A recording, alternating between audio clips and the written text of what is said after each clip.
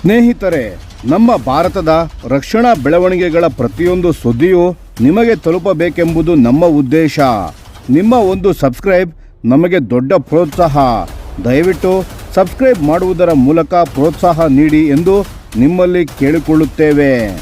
ನಮಸ್ಕಾರ ಗೆಳೆಯರೇ, ದೇಶ ಪ್ರೇಮಿಗಳೇ, ನಮ್ಮ ಕನ್ನಡ ಡಿಫೆನ್ಸ್ ನ್ಯೂಸ್ ಯೂಟ್ಯೂಬ್ ಚಾನಲ್ಗೆ ಸ್ವಾಗತ ನಿಮಗೆ.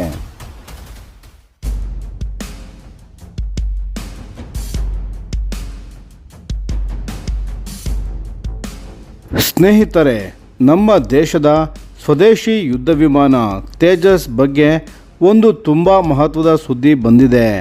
ಫೆಬ್ರವರಿ 7ರಂದು ನಡೆದ ಒಂದು ಘಟನೆ ಇಡೀ ಭಾರತೀಯ ವಾಯುಪಡೆಯನ್ನು ಎಚ್ಚರಗೊಳಿಸಿದೆ ಮತ್ತು ಅದರ ಹಿಂದಿನ ನಿಜವಾದ ಕಾರಣ ಈಗ ಬಯಲಾಗಿದೆ.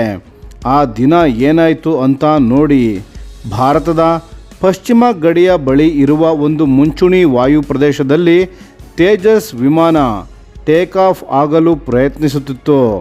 ಆದರೆ ಮಧ್ಯದಲ್ಲೇ ವಿಮಾನ ನಿಯಂತ್ರಣ ತಪ್ಪಿ ರನ್ವೇ ಬಿಟ್ಟು ಪಕ್ಕದ ಮಣ್ಣಿನ ಗುಂಡಿಗೆ ನುಗ್ಗಿಬಿಟ್ಟಿತ್ತು.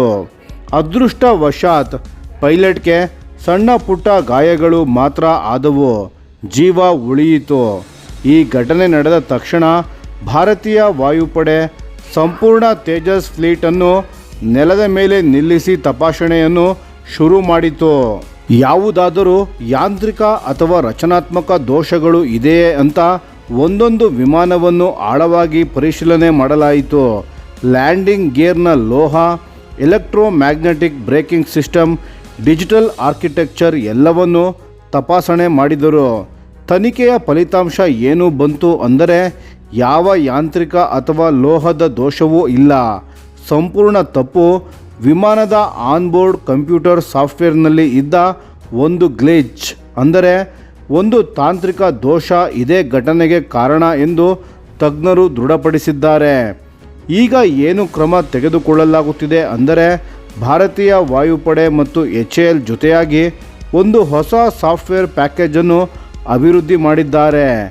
ಈ ಅಪ್ಡೇಟ್ ಈಗ ಫ್ಲೈಟ್ ಟೆಸ್ಟಿಂಗ್ನ ಹಂತದಲ್ಲಿದೆ. ಅದು ಯಶಸ್ವಿಯಾದ ನಂತರ ಇರುವ ಎಲ್ಲ ಆಕ್ಟಿವ್ ತೇಜಸ್ ಯುದ್ಧ ವಿಮಾನಗಳಿಗೂ ಈ ಸಾಫ್ಟ್ವೇರನ್ನು ಪ್ಯಾಚ್ ಅಳವಡಿಸಲಾಗುವುದು. ರಕ್ಷಣಾ ಅಧಿಕಾರಿಗಳು ಮತ್ತು HALನ ಪ್ರತಿನಿಧಿಗಳು ಒಂದು ಮಾತನ್ನು ಸ್ಪಷ್ಟಪಡಿಸಿದ್ದಾರೆ. ಇದನ್ನು ಕ್ರ್ಯಾಶ್ ಅಂತ ಕರೆಯಬೇಡಿ. ಇದು ಟೇಕ್ ಆಫ್ ಮೊದಲ ಹಂತದಲ್ಲಿ ನಡೆದ ಒಂದು ಸಣ್ಣ ತಾಂತ್ರಿಕ ಅನಾಹುತ ಮಾತ್ರ ಎಂದಿದ್ದಾರೆ.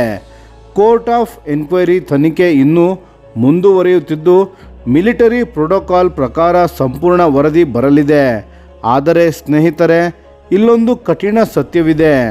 ಇದು ತೇಜಸ್ ಪ್ಲ್ಯಾಟ್ಫಾರ್ಮ್ನ 2016ರ ಇಂಡಕ್ಷನ್ ನಂತರ ಮೂರನೇ ಪ್ರಮುಖ ಸುರಕ್ಷತಾ ಘಟನೆ. ಮೊದಲನೆಯದು ಮಾರ್ಚ್ 2024ರಲ್ಲಿ ಜೈಸಲ್ಮೇರ್ ಬಳಿ ಒಂದು ತೇಜಸ್ ಫೈರ್ ಪವರ್ ಡೆಮೋ ನಂತರ ಕ್ರ್ಯಾಶ್ ಆಯಿತು. ಅಲ್ಲಿ ಪೈಲಟ್ ಸುರಕ್ಷಿತವಾಗಿ ಎಜೆಕ್ಟ್ ಆದರು. ಎರಡನೆಯದು ನವೆಂಬರ್ 2025ರಲ್ಲಿ ದುಬೈ ಏರ್ ಶೋನಲ್ಲಿ ಏರೋಬ್ಯಾಟಿಕ್ ಮ್ಯಾನ್ಯೂವರ್ ಸಮಯದಲ್ಲಿ ನಡೆದ ಅಪಘಾತ. ಆ ದುರ್ಘಟನೆಯಲ್ಲಿ ವಿಂಗ್ ಕಮಾಂಡರ್ ನಮಾಮ್ ಶಾಲ್ ಅವರು ವೀರಮರಣ ಹೊಂದಿದರು. ಇಡೀ ದೇಶ ಆ ನಷ್ಟಕ್ಕೆ ಶೋಕ ವ್ಯಕ್ತಪಡಿಸಿತು. ಮತ್ತು ಇವೆರಡು ಕ್ರ್ಯಾಶ್ಗಳ ನಂತರ ಭಾರತೀಯ ವಾಯುಪಡೆ ಈಗ ಸುಮಾರು 38 ತೇಜಸ್ ಯುದ್ಧ ವಿಮಾನಗಳೊಂದಿಗೆ ಕಾರ್ಯನಿರ್ವಹಿಸುತ್ತಿದೆ.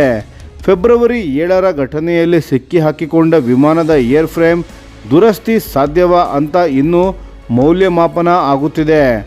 ಉಳಿದ ಯುದ್ಧ ವಿಮಾನಗಳು ಮಾತ್ರ ತಪಾಸಣೆ ಮುಗಿಸಿ ನಿಯಮಿತ ಕಾರ್ಯಾಚರಣೆಗಳನ್ನು ಮುಂದುವರಿಸುತ್ತಿವೆ.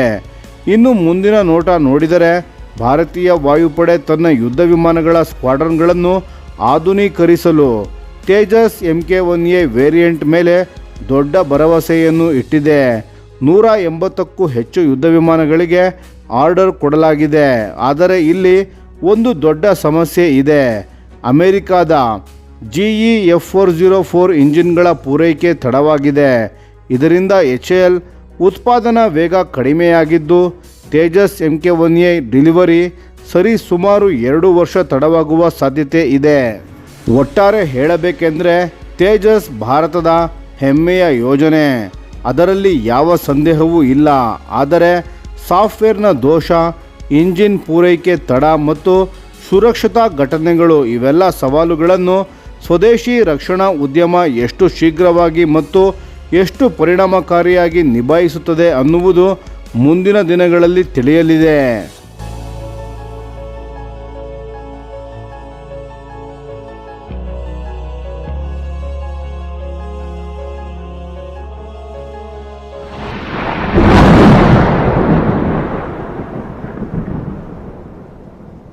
ಈ ವಿಡಿಯೋ ನಿಮಗೆ ಇಷ್ಟವಾಗಿದ್ದರೆ ಲೈಕ್ ಮಾಡಿ ಮತ್ತು ನಮ್ಮ ಚಾನೆಲನ್ನು ಸಬ್ಸ್ಕ್ರೈಬ್ ಮಾಡಿ ಹಾಗೂ ಬೆಲ್ ಐಕಾನ್ ಒತ್ತಿ. ಯಾವ ಅಪ್ಡೇಟ್ಗೂ ಮಿಸ್ ಆಗಬೇಡಿ. ಡಿಫೆನ್ಸ್ ಸುದ್ದಿಗಳನ್ನು ತ್ವರಿತವಾಗಿ ಪಡೆಯಿರಿ. ನಿಮ್ಮ ಬೆಂಬಲವೇ ನಮ್ಮ ಶಕ್ತಿ. ಭಾರತ ಬಲಿಷ್ಠವಾಗಲಿ ಎಂದು ಆಶಿಸುತ್ತಾ ಭಾರತ ಮಾತೆಗೆ ಜೈ. ಧನ್ಯವಾದಗಳು.